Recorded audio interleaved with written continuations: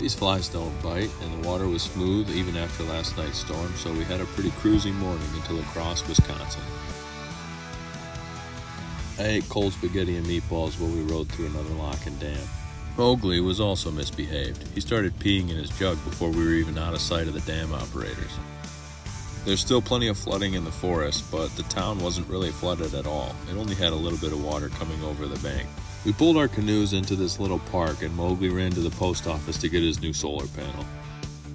We had to go through a back channel to get to the hiding spot I had picked out, which meant crouching all the way down to the canoes to get under these bridges. If the water was any higher, I don't think we would have made it.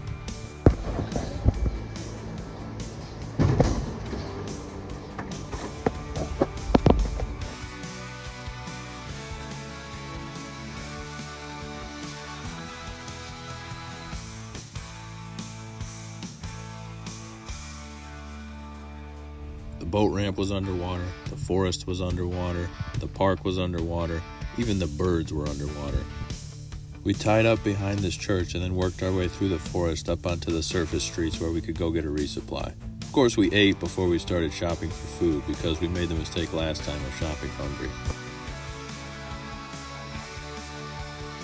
We picked up enough food for about 7 days, but we could probably make it stretch even longer than that.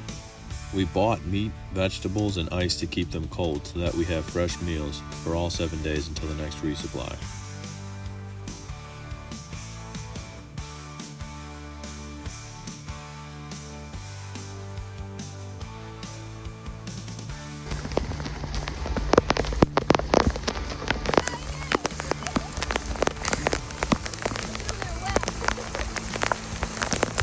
We were soaking wet, but at least the wind picked up, and with it came all these waves. We parked in shallow water for about an hour to wait it out, and I started reading my new book. It was quite beautiful once everything calmed down, and this was one of my favorite shots from the entire day. Our last obstacle in the 30-mile day was getting through this lock and dam. As soon as we got to the other side, we made a hard right and found some land where we could spend the night. We had a 12-pack of burgers, so naturally, I ate 5.5, Mowgli ate 3.5, and Dottie stopped at 3. Then we sat beside the fire, watching the lights of the dam and listening to the night train.